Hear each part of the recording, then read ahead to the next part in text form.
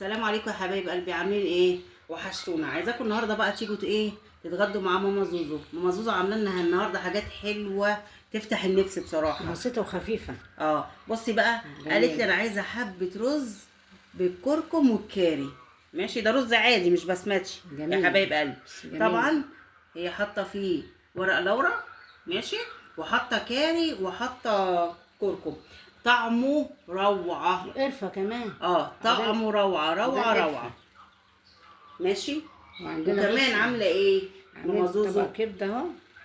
عامله طبق كبده بس محبش محبشاه بقى، كبد فراخ ماشي. ده نص كيلو. جايبه فلفل اخضر وطماطم ماشي وبصله، وراحت طبعا عطشاه تشويحه، وراحت نازله عليه بالكبد. طعمه جميل عشان يفتح النفس. بصوا عسل جميل مصري. وكمان عامله جنبيه طبق سلطه يفتح النفس بقى. طماطم وخيار وبصل وشبت وايه، حاجات حلوه كده تفتح النفس. سلطه مفيده. سلطه حلوه، بس الرز طعمه عسل. جميل. الله يا ماما زوزو.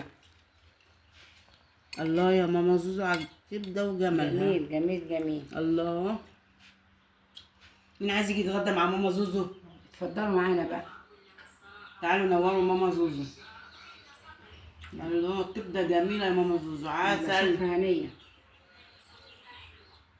بصوا الجمال بتاعت الرز. جميل. لما تغيري شويه كده من الرز. بصي الفلفل ازاي. الواحد ساعات بيعمل ايه رز. بصي الفلفل ازاي جميل ازاي. بصي بالشعريه. بيحمر رزايه ورزايه. رز ابيض. ساعات بقى بيزهق، فيروحوا عاملين ايه شويه كركم وكاري كده، يدوكي طعم كده وتاكلي تستطعمي مع حبه كبده تغيري طعمها برده، مش على طول بالثوم. اسكندراني، كبده اسكندراني.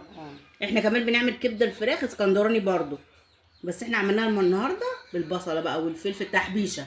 وطبعا حاطين ايه سنه تغيير، يعني تغيير. سنه فلفل اخضر حراقه شويه. سبايسي بسيطه يعني، اللي مش عاوز حراقه حراق واللي مش عاوز حراق. وحبه سلطه بقى جمال يفتحوا النفس. اتفضلوا معانا بقى. يلا صحه وعافيه. الله ينور يا ماما زوزو، ربنا يحسن ما بين ايديك يا رب. عايزين بقى ايه؟ عايزين تفعلوا الجرس وتشتركوا في القناه. تفعلوا الجرس وتشتركوا في القناه لماما زوزو. تشتركوا في القناه وتفعلوا الجرس لماما زوزو. تفعلوا الجرس وتصلوا بالقناه عشان يوصلكم كل جديد. ولو عايزين كبده، طريقه الكبده بتاعت الفراخ هتلاقوها في اول تعليق. بس جميله ازاي. جميله جميله. بصي تفتح بنقطعها كده قطع صغيره وندوها بقى التحبيشه جميله، يعني تاكلها محبشه حلوه بتفتح النفس. جميله. يلا بالهنا والشفا عليكم. اللهم صل على النبي يا ماما زوزو. لما تتحبش الاكل كده بيبقى طعم الاكل جميل كده، وريحه كده وطعم حلو. اللهم صل على النبي يا ماما زوزو. يلا يحسن من ايديكم كده ان شاء الله. تعالوا كلوا معانا بقى، وبألف هنا وشفا على قلبكم يا حبايب قلبي. اتفضلوا معانا.